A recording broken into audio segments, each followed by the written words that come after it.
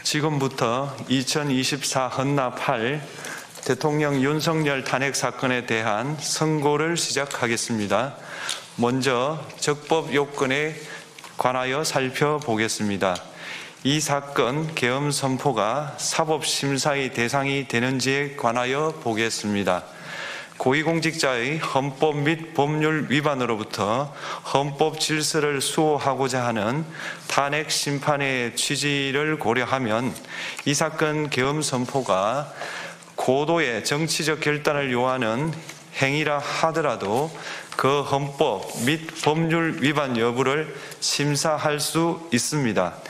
국회 법사의 조사 없이 이 사건 탄핵 소추안을 의결한 점에 대하여 보겠습니다.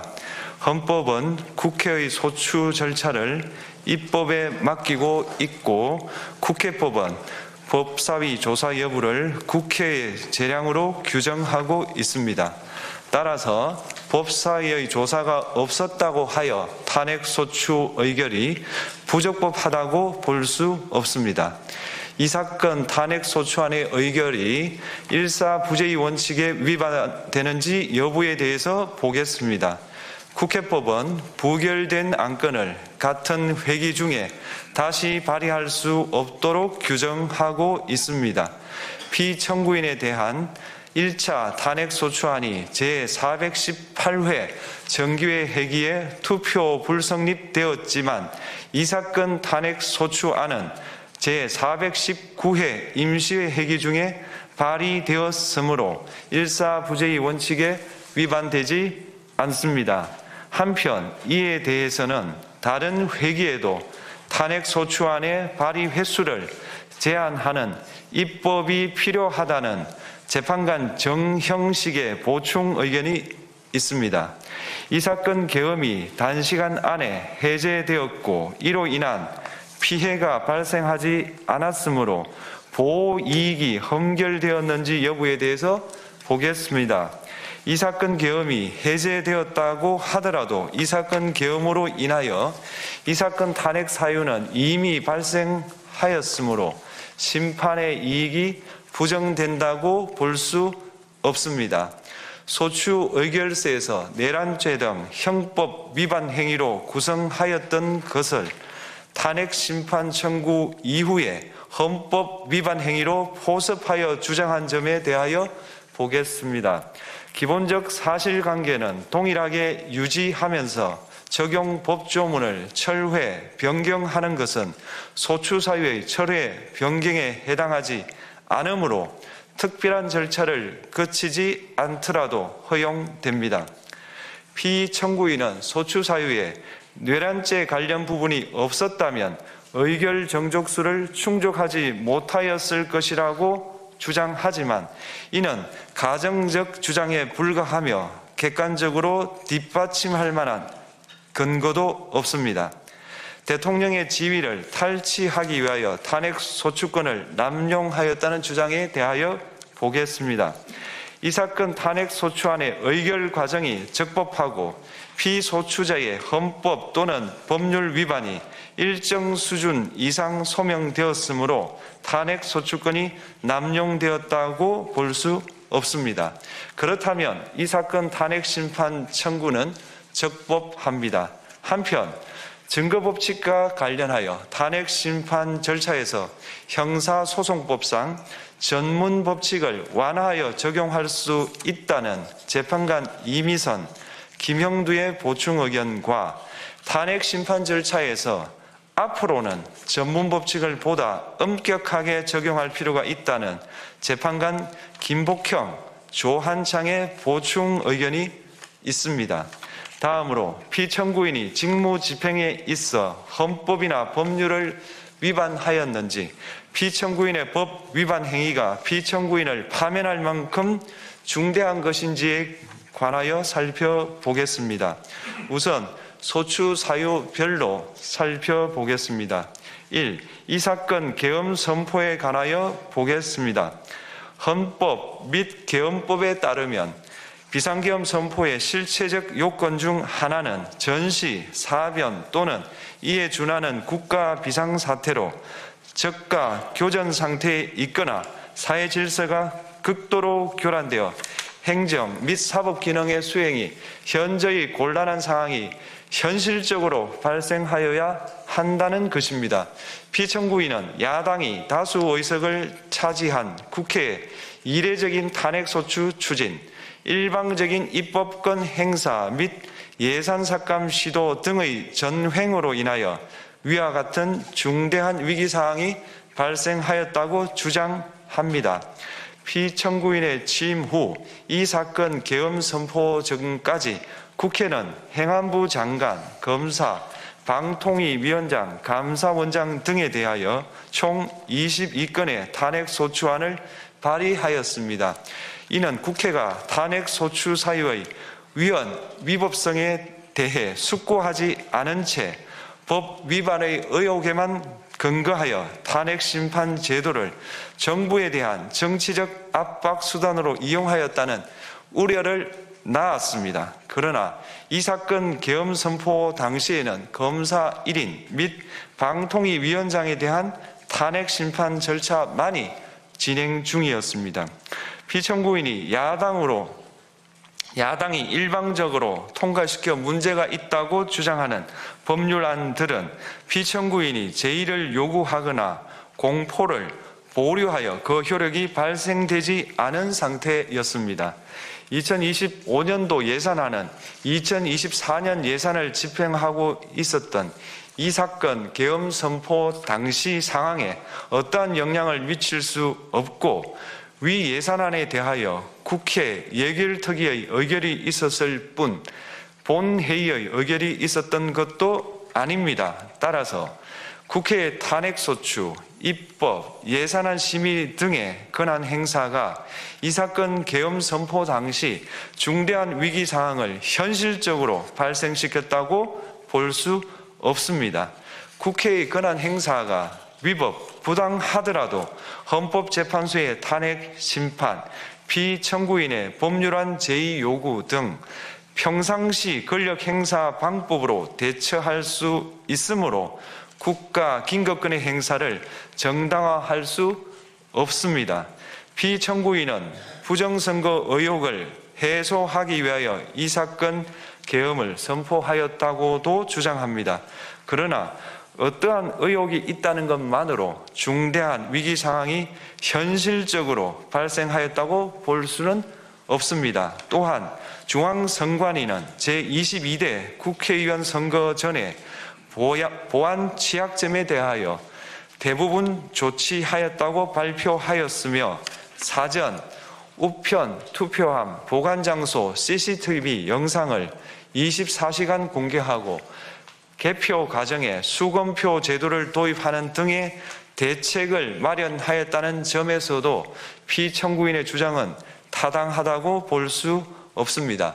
결국 피청구인이 주장하는 사정을 모두 고려하더라도 피청구인의 판단을 객관적으로 정당화할 수 있을 정도의 위기 상황이 이 사건 계엄 선포 당시 존재하였다고 볼 수 없습니다. 헌법과 계엄법은 비상계엄 선포의 실체적 요건으로 병력으로서 군사상의 필요에 응하거나 공공의 안녕 질서를 유지할 필요와 목적이 있을 것을 요구하고 있습니다. 그런데 피청구인이 주장하는 국회의 권한 행사로 인한 국정마비 상태나 부정선거 의혹은 정치적, 제도적, 사법적 수단을 통하여 해결하여야 할 문제이지 병력을 동원하여 해결할 수 있는 것이 아닙니다. 피청구인은 이 사건 계엄이 야당의 전횡과 국정위기 상황을 국민에게 알리기 위한 경고성 계엄 또는 호소형 계엄이라고 주장하지만 이는 계엄법이 정한 계엄 선포의 목적이 아닙니다. 또한 피청구인은 계엄 선포에 그치지 아니하고 군경을 동원하여 국회의 권한 행사를 방해하는 등의 헌법 및 법률 위반 행위로 나아갔으므로 경고성 또는 호소형 계엄이라는 피청구인의 주장을 받아들일 수 없습니다. 그렇다면 이 사건 계엄 선포는 비상계엄 선포의 실체적 요건을 위반한 것입니다. 다음으로 이 사건 계엄 선포가 절차적 요건을 준수하였는지에 관하여 보겠습니다. 계엄 선포 및 계엄사령관 임명은 국무회의의 심의를 거쳐야 합니다. 피청구인이 이 사건 계엄을 선포하기 직전에 국무총리 및 9명의 국무위원에게 계엄 선포의 취지를 간략히 설명한 사실은 인정됩니다.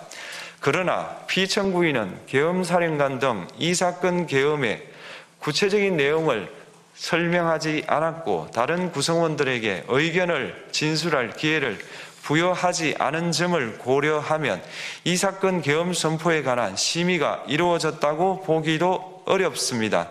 그 외에도 피청구인은 국무총리와 관계 국무위원이 비상계엄 선포문에 부서하지 않았음에도 이 사건 계엄을 선포하였고 그 시행 일시, 시행 지역 및 계엄사령관을 공고하지 않았으며 지체 없이 국회에 통고하지도 않았으므로 헌법 및 계엄법이 정한 비상계엄 선포의 절차적 요건을 위반하였습니다. 2. 국회에 대한 군경 투입에 관하여 보겠습니다. 피청구인은 국방부 장관에게 국회에 군대를 투입할 것을 지시하였습니다. 이에 군인들은 헬기 등을 이용하여 국회 경내로 진입하였고 일부는 유리창을 깨고 본관 내부로 들어가기도 하였습니다. 피청구인은 육군 특수전 사령관 등에게 의결 정족수가 채워지지 않은 것 같으니 문을 부수고 들어가서 안에 있는 인원들을 끄집어내라는 등의 지시를 하였습니다. 또한 피청구인은 경찰청장에게 계엄사령관을 통하여 이 사건 포고령의 내용을 알려주고 직접 6차례 전화를 하기도 하였습니다. 이에 경찰청장은 국회 출입을 전면 차단하도록 하였습니다. 이로 인하여 국회로 모이고 있던 국회의원들 중 일부는 담장을 넘어가야 했거나 아예 들어가지 못하였습니다. 한편 국방부 장관은 필요시 체포할 목적으로 국군 방첩사령관에게 국회의장, 각 정당 대표 등 14명의 위치를 확인하라고 지시하였습니다. 피청구인은 국가정보원 1차장에게 전화하여 국군 방첩사령부를 지원하라고 하였고 국군 방첩사령관은 국가정보원 1차장에게 위 사람들에 대한 위치 확인을 요청하였습니다. 이와 같이 피청구인은 군경을 투입하여 국회의원의 국회 출입을 통제하는 한편 이들을 끌어내라고 지시함으로써 국회의 권한 행사를 방해하였으므로 국회에 계엄 해제 요구권을 부여한 헌법 조항을 위반하였고 국회의원의 심의 표결권, 불체포 특권을 침해하였습니다. 또한 각 정당의 대표 등에 대한 위치 확인 시도에 관여함으로써 정당 활동의 자유를 침해하였습니다.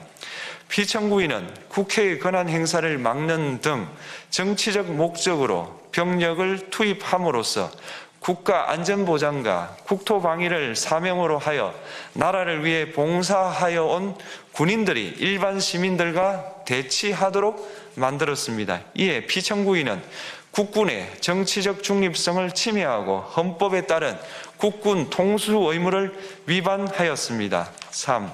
이 사건 포고령 발령에 관하여 보겠습니다.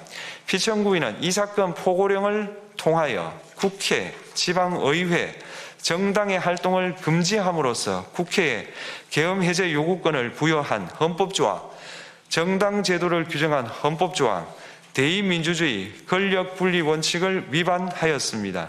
비상계엄 하에서 기본권을 제한하기 위한 요건을 정한 헌법 및 계엄법 조항, 영장주의를 위반하여 국민의 정치적 기본권, 단체 행동권, 직업의 자유를 침해하였습니다. 4. 중앙선관위에 대한 압수수색에 관하여 보겠습니다.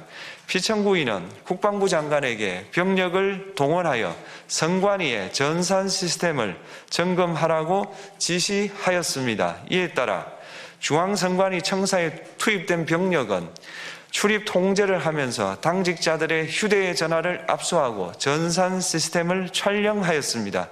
이는 선관위에 대하여 영장 없이 압수수색을 하도록 하여 영장주의를 위반한 것이자 선관위의 독립성을 침해한 것입니다. 5. 법조인에 대한 위치 확인 시도에 관하여 보겠습니다. 앞서 말씀드린 바와 같이 피청구인은 필요시 체포할 목적으로 행해진 위치 확인 시도에 관여하였는데 그 대상에는 퇴임한 지 얼마 되지 않은 전 대법원장 및 전 대법관도 포함되어 있었습니다. 이는 현직 법관들로 하여금 언제든지 행정부에 의한 체포 대상이 될 수 있다는 압력을 받게 함으로 사법권의 독립을 침해한 것입니다. 지금까지 살펴본 피청구인의 법 위반 행위가 피청구인을 파면할 만큼 중대한 것인지 관하여 보겠습니다. 피청구인은 국회와의 대립사항을 타개할 목적으로 이 사건 계엄을 선포한 후 군경을 투입시켜 국회의 헌법상 권한 행사를 방해함으로써 국민 주권주의 및 민주주의를 부정하고 병력을 투입시켜 중앙선관위를 압수수색하도록 하는 등 헌법이 정한 통치구조를 무시하였으며 이 사건 포고령을 발령함으로써 국민의 기본권을 광범위하게 침해하였습니다. 이러한 행위는 법치국가 원리와 민주국가 원리의 기본 원칙들을 위반한 것으로 그 자체로 헌법 질서를 침해하고 민주공화정의 안정성에 심각한 위해를 끼쳤습니다. 한편 국회가 신속하게 비상계엄 해제 요구를 결의할 수 있었던 것은 시민들의 저항과 군경의 소극적인 임무 수행 덕분이었으므로 이는 피청구인의 법 위반에 대한 중대성 판단에 영향을 미치지 않습니다. 대통령의 권한은 어디까지나 헌법에 의하여 부여받은 것입니다. 피청구인은 가장 신중히 행사되어야 할 권한인 국가 긴급권을 헌법에서 정한 한계를 벗어나 행사하여 대통령으로서의 권한 행사에 대한 불신을 초래하였습니다.